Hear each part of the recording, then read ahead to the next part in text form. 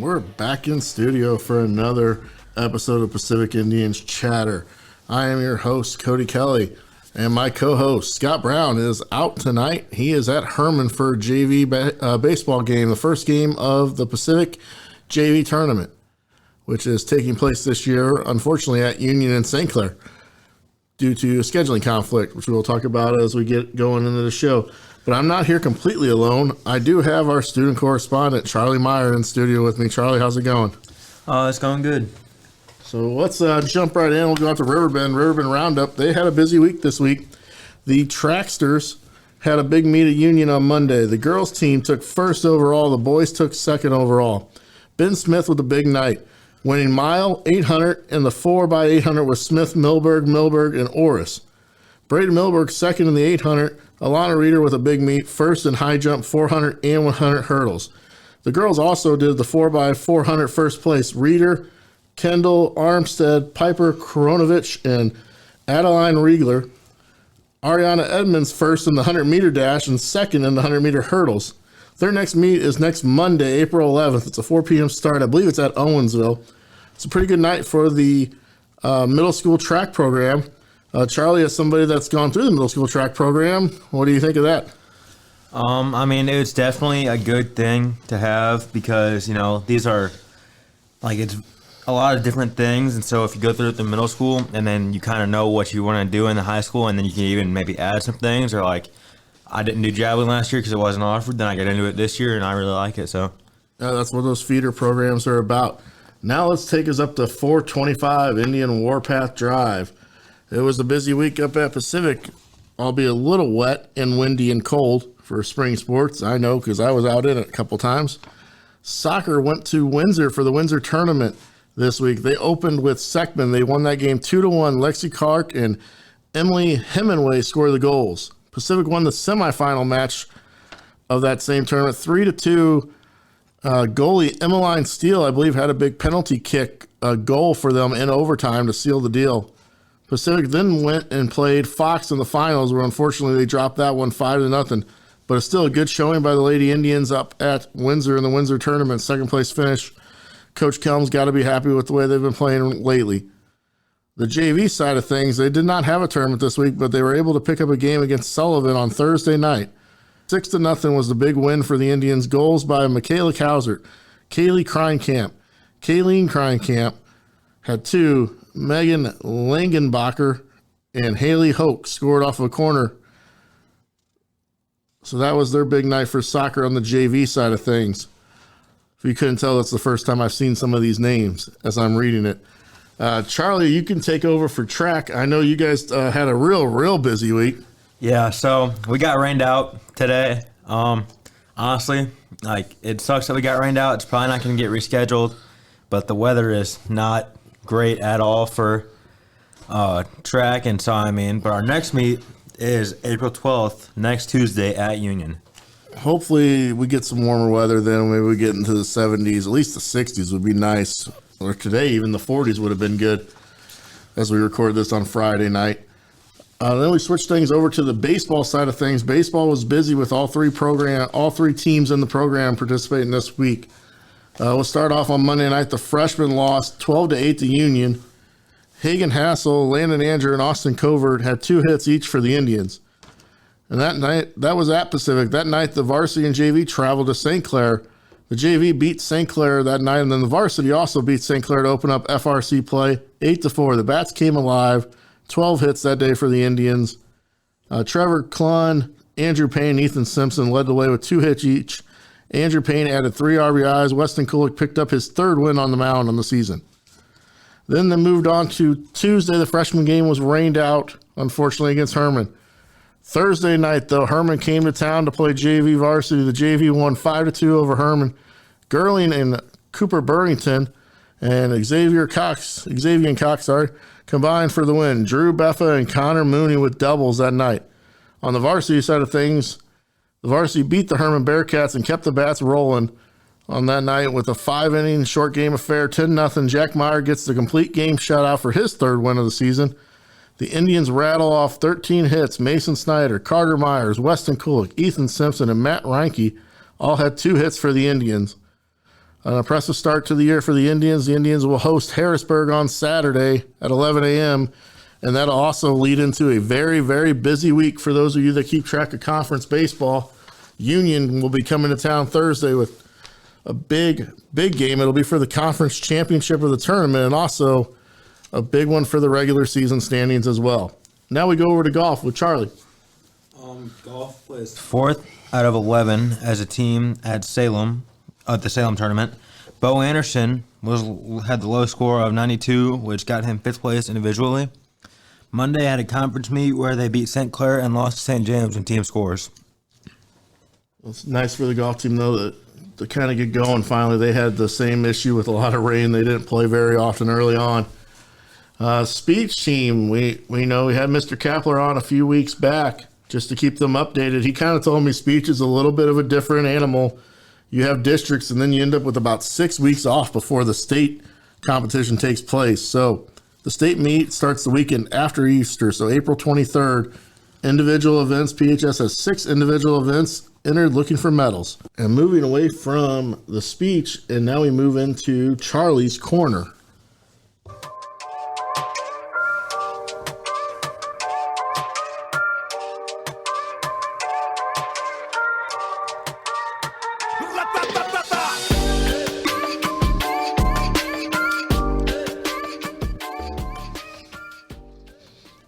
All right, Charlie, we're going to your segment now. What do you got for us this week? Yeah, so this week I sat down for a very short interview with the spring sport managers. There was 5. Macy Reed, Marley Paxton, Ariana Davis, Mia Raymer, and Peyton Webb. And then Josie Reed, unfortunately, couldn't be there with us, but you'll hear more about that in the interview. This is Charlie Meyer, and I'm here with all of the spring sport managers. I'm going to go ahead and start off with the baseball managers, Macy Reed and Marley Paxton. So what is it like to be a baseball manager? Well, it's a lot of fun. It can be hectic at times, and it's a lot of hard work. It's a lot of fun getting to do it with Macy and Josie. It's amazing to be a part of the hype in the dugout when the boys are doing good. Yeah, and Josie's not at school, so I can't get an interview with her today, And I am back with the soccer managers, Ariana Davis, Peyton Webb, and Mia Raymer. So what's it like to be a soccer manager? I really like managing because I didn't have time to play this year, but I still get to practice with the girls and be around the environment, but I don't have to fully commit to being there all the time. And I really like being able to be on the bench and hype them up.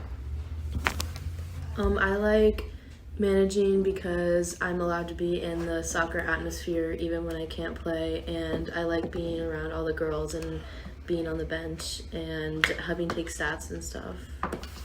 I like being a soccer manager because I'm still around my friends and I'm still participating in school activities.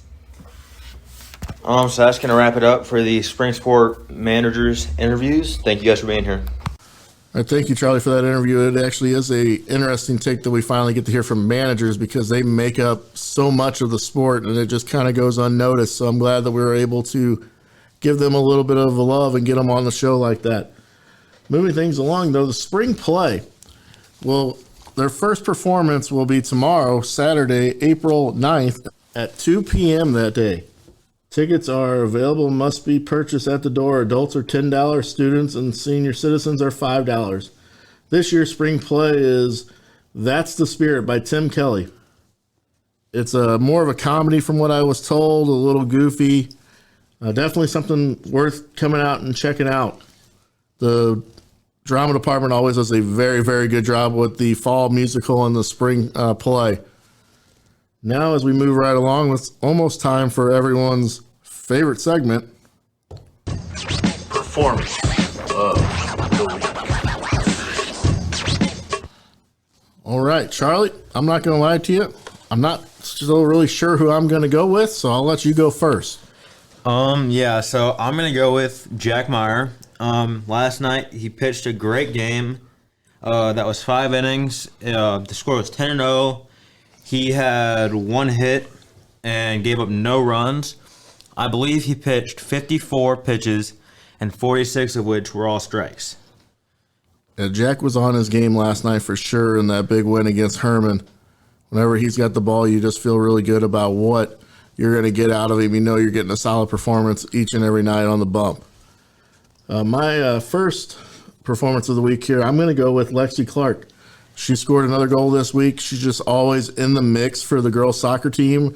They had 2 big wins. And then I believe she's just an awesome kid, too. Basketball season, she did a lot for that team. So as a sophomore, she's playing a really big role in both of those sports. I'll give it to her this week for her big goal. And then since Coach Brown's not here, I will give his performance of the week for him, and that will be the weather, as he is playing at Herman tonight at 6 p.m. And I believe the last time I checked the weather, it's 37 degrees or so. So I know he's excited they were able to get umpires and get this game in out in the cold.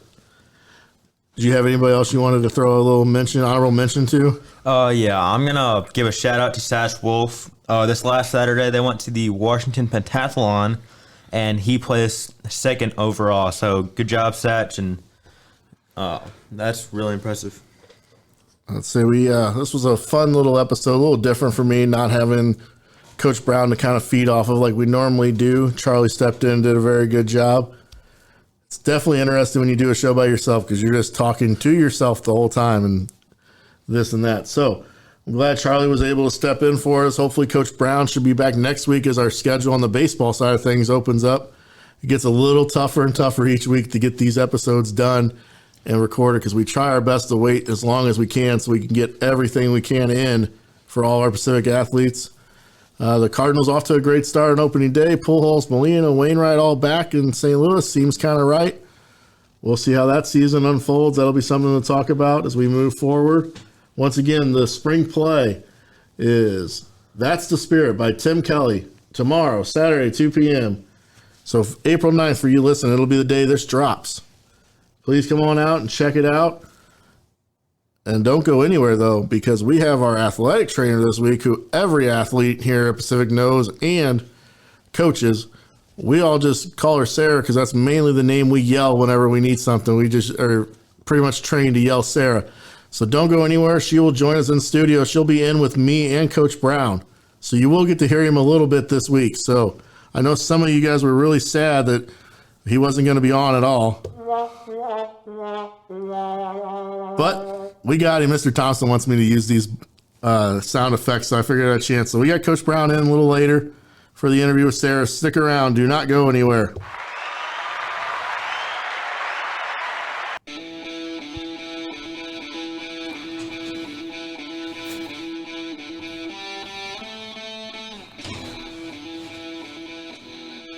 And we're back in studio for this week's interview with our athletic trainer. I'm going to try to get the last name right. We talked about it earlier. Sarah Hinchin? Sarah Hinchin. Okay, so we got it. Everybody just knows her as Sarah around here as far as the coaches and the players, which she probably deals with quite a few of the different athletes. Sarah, thank you for joining us. Yeah, thanks for having me. So I guess we'll jump right in.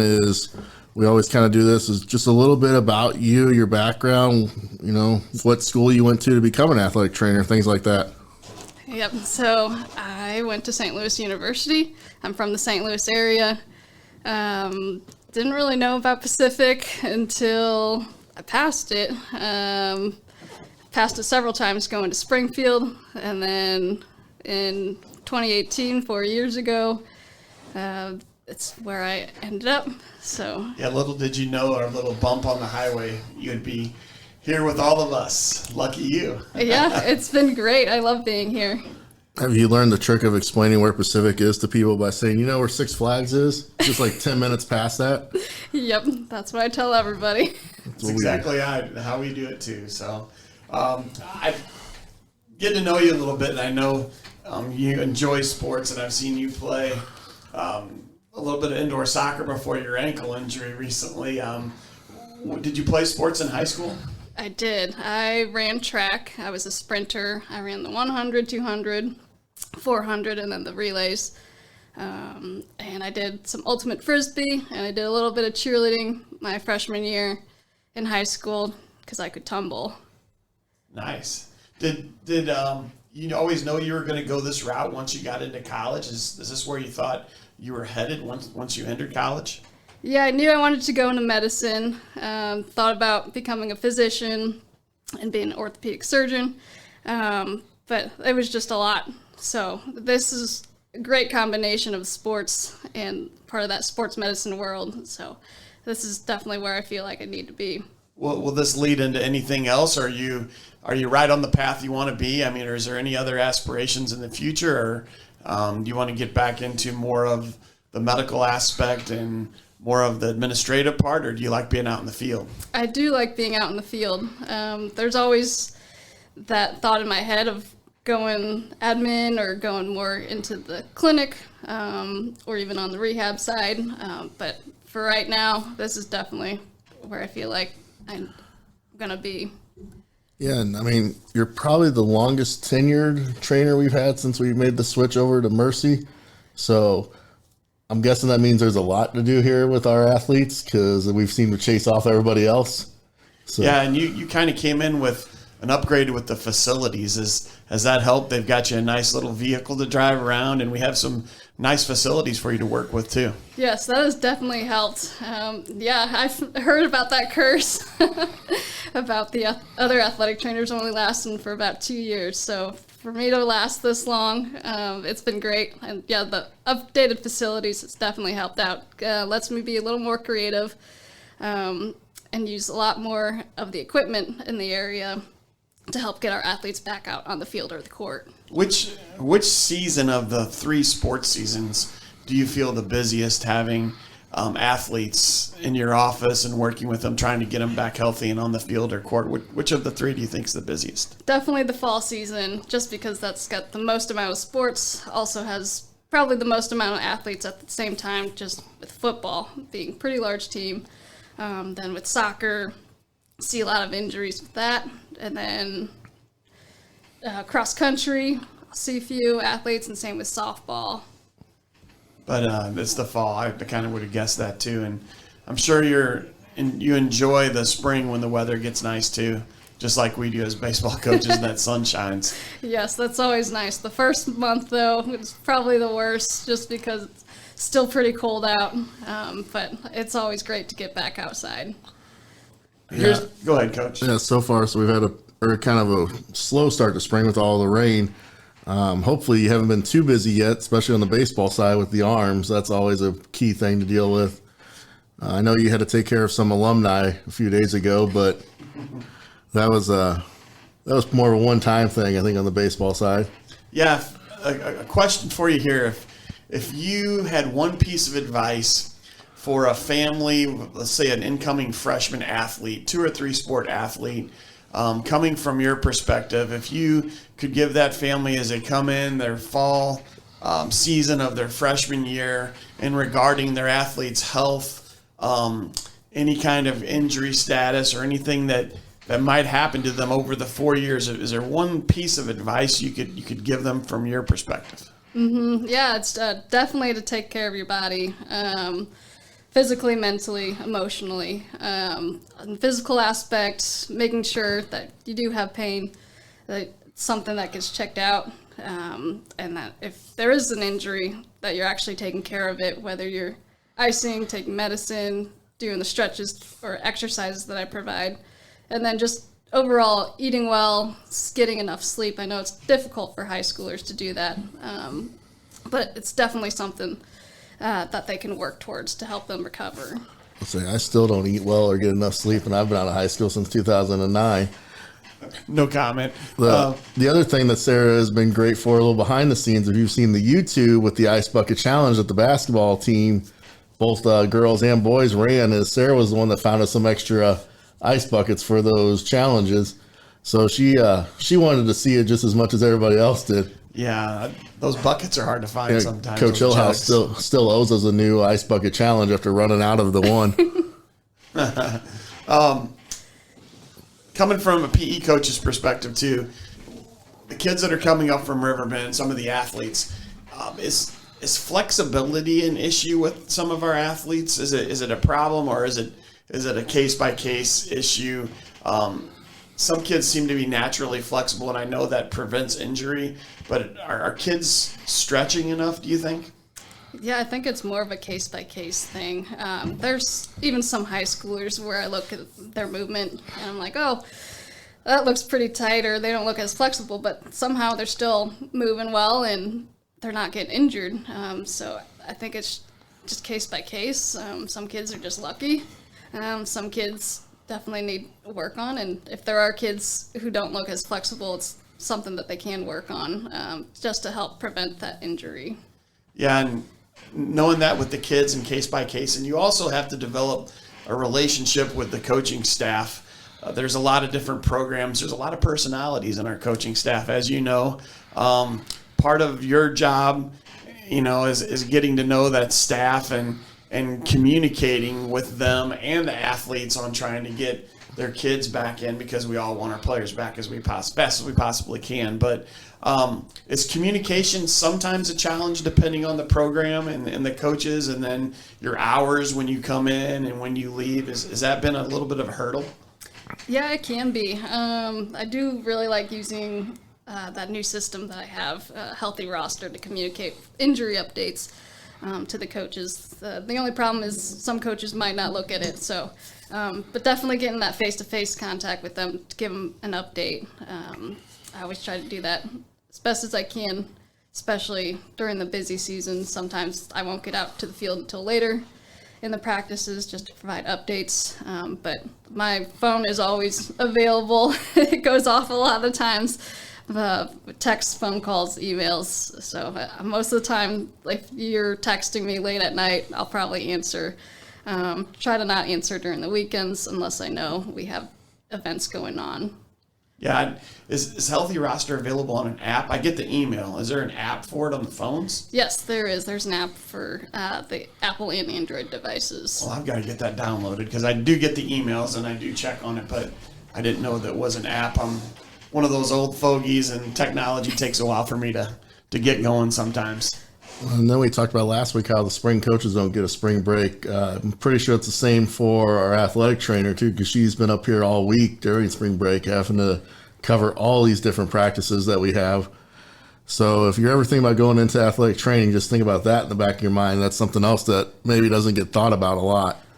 Yeah, do you have any colleagues that work on the collegiate level, or anyone that works outside of the high school level at all? I do. I actually, before I started working here, was at the collegiate level. I was over at S1E13, covering women's basketball and women's volleyball teams. It was a great experience, but I knew the college setting was not for me, just because I really enjoy working with high school athletes, because most of them, it's probably their first time having an injury, or if they've had an injury before, it's something that we can work on. And if they plan to go into college athletics, then they already have that exposure to the athletic trainer and what to expect in the collegiate setting. Well, that is great. I know we have appreciated all that you've done here, and you've done great with our program. And when I was in basketball, we loved your opinion. We knew you were going to do the best thing for the kids. So we want you to know from the coaches, we really appreciate having you here at Pacific. I really appreciate hearing all those comments and positive views. And that'll just about wrap it up for us. But to just kind of reiterate what Coach Brown said, the whole athletic department as a whole loves everything that you do for us here. It makes it a lot easier on us, makes our job easier. It also means when there's an injury, I can just yell Sarah, which has become a phrase that we don't like to say, but it is in the back pocket of all coaches now. So once again, thank you for joining us. I know you got a busy day today, so we'll let you get back out there. I'm sure you probably have a line waiting at your door. Probably. Thanks for having me. Thanks, Sarah.